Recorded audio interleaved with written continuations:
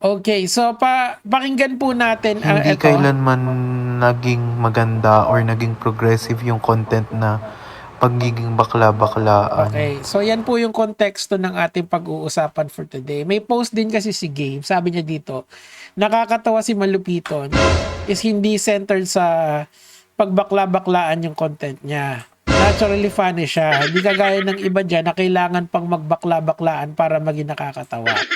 So, this is Tito Abdul and Tito Mavsi. Si Tito Abdul, yung kamukha siya ni Tito Mars. Yung si Mavsi naman, medyo hawig niya yung aura ng bata. So, ang gimmick nila rito, hindi sila mga bading talaga. Pero they play a gay character for the lols, okay? Now, ang ating thesis question for today's video is mali ba yung ginagawa nila? Okay? Kasi si Gabe, according to him, hindi. Kasi nga, nagbabakla-baklaan sila. Now, let's put it in another context. Kasi yung mga supporter ni Gabe, sinasabi na ang ang tinutukoy niya daw diyan ay ibang content creator, hindi daw tong dalawang to, okay? Pero one could interpret it that way na ang tinutukoy niya is yung mga content creator na nagbabading-badingan. Marami din kasi yung mga yan. Pinakasikat lang itong dalawa na to. And they are very straight, okay? Pero benta sila eh. Ano ba namang masama doon kung benta sila? And pag-uusapan natin yan for today's video. Okay, so tuloy natin to. Like, anong nakukuha nyo? Like, pero, LOLs. Yun lang. And monetization, I do believe na at this point in time, si Tito Mabsi at saka si Tito Abdul, they are very monetized. And you know, ganun talaga. Oh, yun yung gimmick nila. Hindi naman, Diyos ko Lord, parang we're dying on a random hill na naman dito eh, na kung ano-ano yung pinaglalaban natin eh. ewan ko kay Malupiton, natatawa ako. Oo. I mean, pero para kasing may lalim siya yung bakla niya parang may pinanghuhugot. So pag mababaw, mali. Pag malalim, pwede. Well, is that a rule? Is that a law dito sa ating bansa? Di ba hindi naman? Ang comedy is very subjective. Meron nga nagpapatawa ng slapstick eh. Alam niyo yung slapstick comedy? Yung physical comedy siya. Mababaw yun. Slapstick siya eh. Or yung mga joke na hindi naman malalim. Meron mga ganon. O, halimbawa, magsashabu joke yung isang tao. O, di nakakatawa yun. O. Now, tuloy natin. Parang, ewan ko, kasi yung iba like literal, gaganon lang, ano nakakatawa dun? Kasi yung si Tito, ito yata yung tinutukoy niya, si Tito, ano pangalan nito? Si Tito Mavsi yung tinutukoy niya. Si Tito Mavsi kasi, aura reference kasi yan, idol. Okay. Ito yung ayoko eh, yung mag-i-explain ako ng joke. Yan yung ginagaya niya. Si Tito Abdul naman, kamukha niya si Tito Mars. Ganun lang. Tapos ang galing niya magbading-badingan. Oh, is that wrong? Kasi mababaw siya. Diyos ko Lord. So, kailangan pala pag sa comedy, para maging tama is dapat malalim, dapat may depth. Hindi naman. Kaya nga siya comedy eh. Hindi naman lahat ng comedy philosophical dapat or dapat merong objective metrics eh. 'Di ba nga ang comedy is highly subjective. Merong mga bagay na nakakatawa sa iyo, merong bagay na nakakatawa para sa akin. Ang tanong na lang natin is yung ginagawa ba nila is essentially illegal. Kung hindi naman siya illegal, why are we having this conversation? Actually, I could argue na kayo yung nasa mali rito. Kasi sinusuppress nyo yung freedom of expression nila eh. Nitong mga lalaki na to, na nagbabading-badingan for the sake of comedy. Wala naman silang ibang ginagawa doon. Are they doing something fraudulent sa ginagawa nila? Wala. Alam kasi ng lahat ng tao that they're just making fun of it. Oh, kunyari, si Roderick Paulate, alam naman natin na straight din yon. Or si Mrs. Doubtfire, alam niyo yung pelikula na yon? Teka, papakita ko sa inyo. Ayan, Mrs. Doubtfire. Ayan. Ayan, no, ang storya niyan, literally, ano siya, isang straight na tao na nag-cross-dress siya ng isang nani. Oh. Oh, the late and great Robin Williams pa yan. Ano yung pino-point out ko dito, mga lods ko?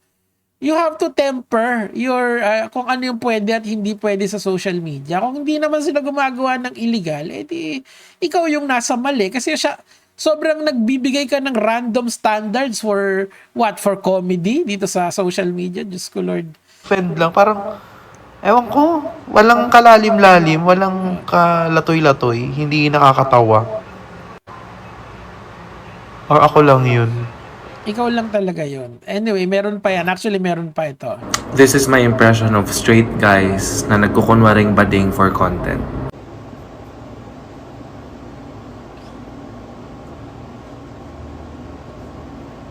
Okay, so ano yung point nito? Sabi dito, ganito pala stereotype ng mga bading. No, it's ang ano niyan is yung si Aura. Oh.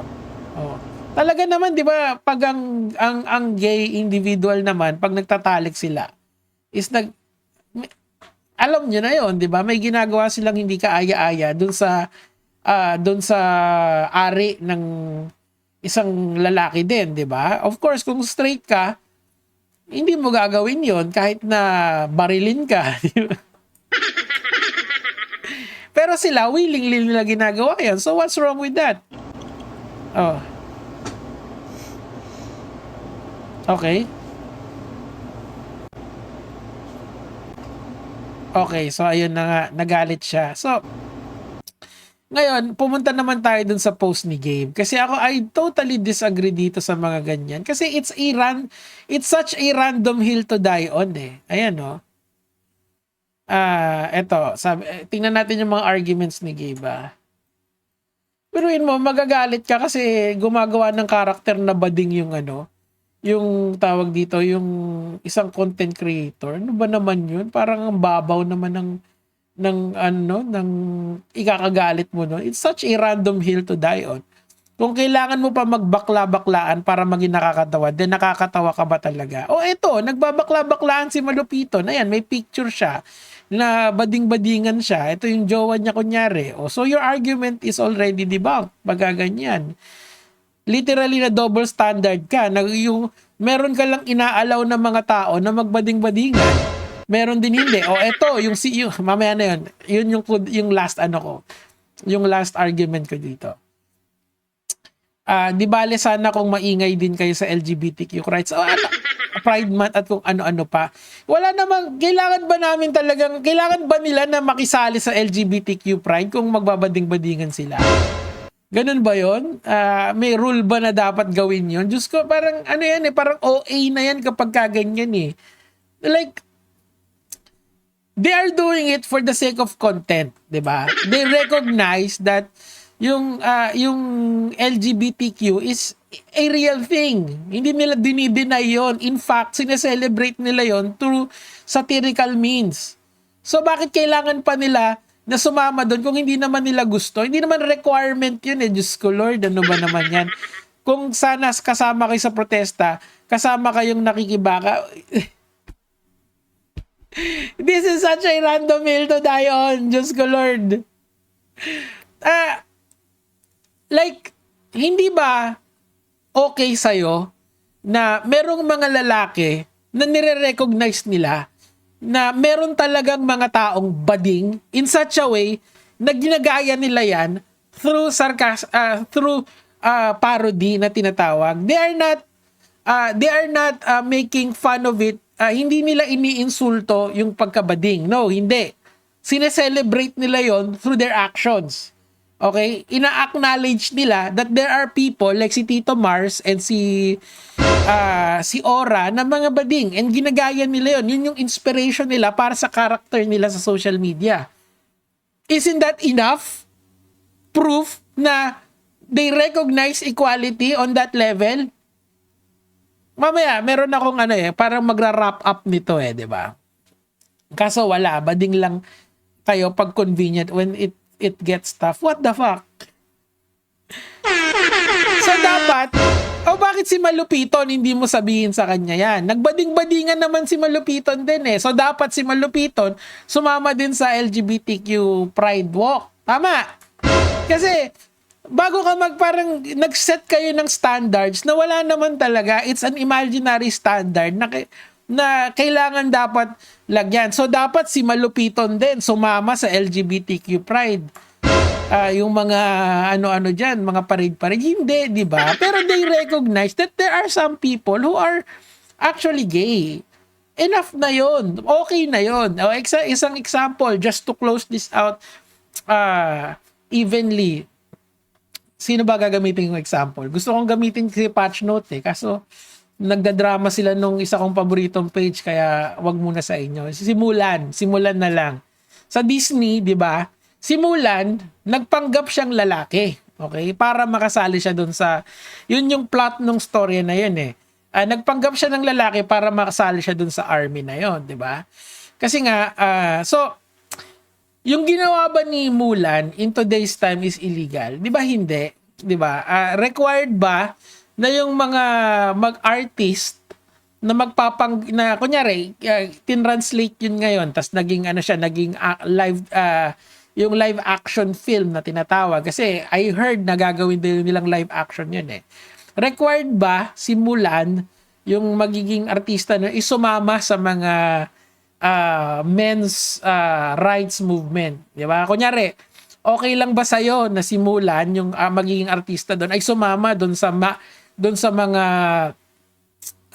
sa mga manosphere na tinatawag, yung mga alpha male na podcast. Kasi yung alpha male podcast is the parallel of the Pride Month, yung Pride Parade.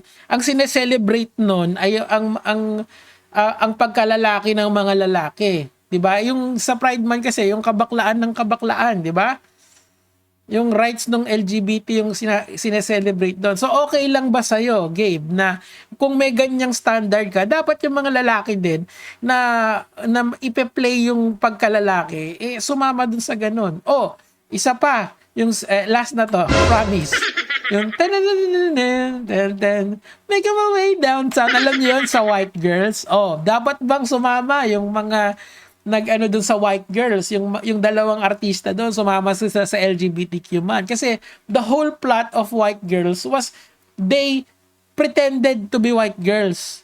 To be So kailangan ba silang sumama doon sa mga women's right movement? 'Di ba? If you really want equality, you have to look at it objectively, hindi doon lang sa perspective ng isang ng movement. 'Di ba? Kasi unfair 'yan doon sa mga gumagawa lang ng content. And ako, I support etong si Tito Mavsi, si Tito Mavsi tsaka si Tito Abdul at tsaka itong si Malupito to do content. As long as they are not doing anything illegal, we're good to go. Yun lang naman po yung sa akin for today. Gaya mga lord.